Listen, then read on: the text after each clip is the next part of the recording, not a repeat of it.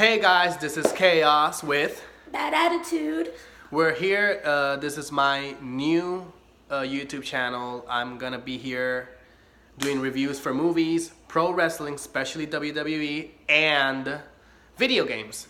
So yes, subscribe, help me out, like, do not dislike. So please, just I forgot what I was gonna say. So this is gonna be our top 10 WrestleMania moments. I mean, I'm 2 days late. Guys, we work. So yes, I couldn't We are adults. deal with the time. So I'm gonna do my top 10 WrestleMania moments, not necessarily good or bad, just top 10 random moments that were good, bad, but they influenced the way WrestleMania was thrown at us. But the last three, they're in a specific order. Last three are the way they're supposed to go. Top 3 WrestleMania moments. Now, top 10 is John Cena's proposal. I mean, let's face it. He did the proposal finally. We all have watched Total Divas. We know Total Bella's story. We know John Cena doesn't want kids, doesn't want to get married. And after Nikki suffered her injury, he kind of, I guess, accepted the fact that she, He snapped out of it. she could get really hurt in the future, or probably not even have her at all. So now he just randomly proposed, I guess. I don't know if it was a WrestleMania planned moment or if it's actually for real. He did seem more sincere about it, though. Like, it wasn't staged in a way that it looked like he did it for the cameras. It was actually more of John talking instead of John Cena, the WWE robot. So yeah, I mean, it's not necessarily a good moment, bad moment. I mean, it was personal for them. The only thing I had a problem with probably would be Nikki Bella's reaction to it. I mean, she just seemed rather dry, just kind of like if she knew it was coming. She didn't look surprised though. Yeah, I mean, I guess she could have acted more surprised or something. But in all reality, it's still a WrestleMania moment, so we're gonna have to endure it for the rest of our lives. Moving on, please. Top 9. Of course, Naomi wins in her hometown. I mean, she's my girl. She's my homie. Who doesn't love Naomi? Naomi is, hello. She's just there. I mean, feel the glow. I feel the glow. Do you feel the glow? Yes. I feel the glow. Naomi is my favorite right now. I mean, that's saying much because the women's division, after the whole women's evolution started, I feel like Naomi has transcended more since her Funkadactyl debut. Wow. But yes, Naomi is killing it. I think we can work more on her entrance because it seems like she doesn't know what to do when she comes out. I'm a dancer, she's a dancer, so we kind of know when she's trying to, fist pump because what can I do? But Naomi is an awesome dancer, awesome flexibility, awesome athlete. I give her a 10. Yes, Ty Dillinger reference. So, yeah, I mean, Naomi winning in her hometown, coming back from injury. We could work a little more on the entrance because I've seen a couple of stumbles on SmackDown. But yeah, I mean, also the fact that WrestleMania ramp was miles long. I love the stage, but it just seemed like it was too long. Like 30 minutes of the show was watching the wrestlers just keep walking down the ramp. And it was epic, but I guess for me personally, it could have been a little bit shorter just to get it on. So yeah, number 9, Naomi, you deserve it. Number 8, we got Roman Reigns. Yes, guys, Roman Reigns is in my top 10 list. Beating Undertaker for the second time at WrestleMania. Staging the Brock Lesnar-Roman Reigns feud once again so that we can see whose yard it is now. I mean, if you saw Raw, you kind of know this was coming. But not necessarily one of the best moments for a lot of fans, but it was an epic moment to see that 1, 2, 3 count just come down. Guys, we can't do anything more. So So, and number 7, we have AJ Styles. AJ Styles beating a McMahon. I mean, just because of the fact that he beat a McMahon, it should be on the list. Who doesn't like, I mean, we'll edit that out. I mean, who doesn't like a good McMahon butt whooping at WrestleMania? The only problem I have with the match is that it was sloppy. I mean, they stumbled upon the ropes. They stumbled with each other. Like, a lot of the moves could have been perfectly executed, but it seems like they threw them like before the match. It was like, okay, let's do this. So yes, not probably my favorite match, but my favorite moment was seeing AJ Styles pin Shane McMahon. So we got number 6. Yes, number 6. Hello, I'm doing video game reviews, so Final Fantasy reference here, people. The New Day's outfits. New Day rocks. New Day rocks. Sorry. Yes, Final Fantasy, the Mughals, the Chocobo cart. It was all there. It was, plus Xavier Woods' hair. Austin Creed on YouTube. Look for him. He's an awesome dude. Love his channel. Love his videos. Subscribe, like. I mean, was there... You don't see wrestlers playing video games every single day. Yes. So. And Xavier Woods' hair was probably... Yeah. I loved it. It was cool. Spiky. Yeah. I guess it was a Cloud reference. I assume. Yes, people. I mean, video gamer at heart. Final Fantasy freak. So, where Number 5. Oof, the best one. Stephanie. McMahon goes through the table.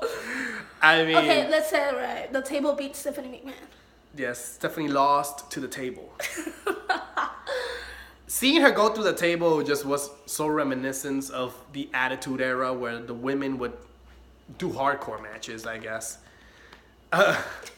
Seeing her fall because of Triple H hitting her. I mean, what a best setup for that. I mean, the WWE Universe, we enjoyed it, seeing it. So yes, number 5 would be Stephanie McMahon going down. So number through the 4. table. What are we gonna do at number 4? What do we have? Number 4 is my personal favorite for the kickoff show. Mojo Rawley finally wins something big. He won the Andre the Giant Battle Royal. We've been asking for a push for Mojo. He finally got it. He won the Rumble. The Royal Rumble, Andre, whatever. Again, he won the Andre the Giant Battle Royal. And now, please, WWE writers, do not let the momentum fall. He's a good asset to SmackDown. He can do a lot of great things, great matches to come with top athletes. I don't know, Baron Corbin, Dean Ambrose, AJ Styles battling Mojo. Those types of energies are different, but sometimes they can create magic in the ring. And I don't see him in the title picture just yet. I mean, I do want to see him win the tag team titles when Zack Ryder comes back, if he comes back. But what I want to do or want to see out of Mojo is something potentially good. So yes, now it's time for our top 3. We got... Top 3 are in order because there were the top 3 WrestleMania moments in the night. And of course, we got Brock Lesnar, who beat Goldberg. I'm a Goldberg fan. We are, so. But it was nice seeing him lose. I mean, his reign was for what, a month? Less than a month? And he did nothing with the title. I mean, they're trying to elevate the status of the title with big names winning it. But I guess it would have made more sense if he would actually be a current roster superstar. I mean, there's nothing much to say about it. Finally, Brock won. Now it's time for top 2. Women's Raw match. the women's fatal 4-way elimination match. I was at work, just trying to avoid my phone, just to not see anything, no notifications, people. nothing from the WWE Network that pops up on my phone saying who won the match. So yes, and this was what I said, and I said it to her. Yes. I said Nia Jax was gonna be the first one eliminated, and after that, it was either gonna be Charlotte or Sasha Banks, preferably Sasha. Because they wanted to create the whole Bayley versus Charlotte rivalry, whatever, because the queen versus the hugger, the whole fairy tale, you know, the good little princess, whatever they want to call her now or in the future. But yes, it was an awesome match. Probably not one of my favorite matches that could have gone by. I mean, I was rooting for Nia. Everybody who knows me knows it. She was rooting for Bayley all along. She's a hugger. I love Bayley. But it could have been a little bit more dynamic, I guess. The only thing... But we gotta mention this. This is number 2. Thanks to something that happened in there. Number 2. Charlotte actually did a corkscrew moonsault from the top rope to the outside. Women's wrestling is evolving, literally.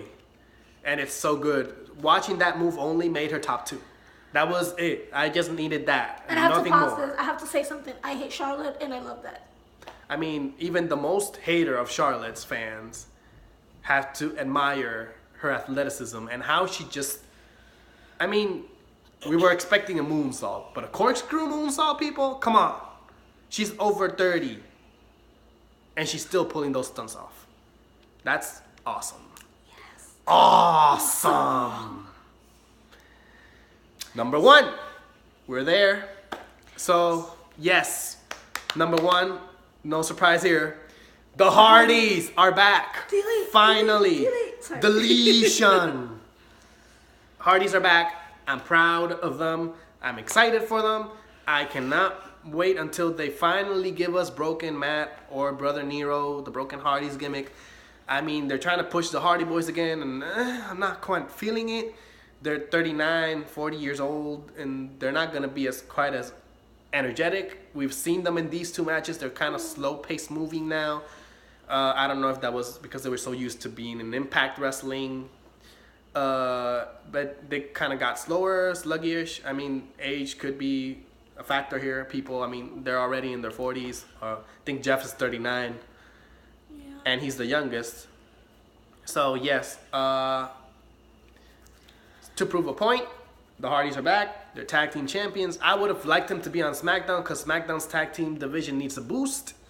I mean, we were getting kind of a boost with Zack Ryder and Mojo, but Zack got injured. The Usos are actually doing pretty good. So yes, top 1 will have to be the Hardys coming back. The ladder match was epic. Their entrance with that theme music hit, I literally jumped off my sofa. This one here, and I was ecstatic. Huge Team Extreme fan. I would like to see them reunite with Lita for at least one show that Lita walks them down the ramp, I guess. Just to do that, it would be awesome to think about the days where I used to watch wrestling and Sweet childhood. Team Extreme was alive. So yes, negative comments of WrestleMania would probably have to be the Intercontinental title match was on the kickoff show instead of the original roster. I would have preferred to have Cena's match in the kickoff show. Just my thoughts. You shouldn't deal with a Memorial Battle Royal or a championship match for a tag team match of the It Couple. I mean, most of us really don't care who the It Couple is, and we all know it's Triple H and Stephanie McMahon. It ain't gonna change.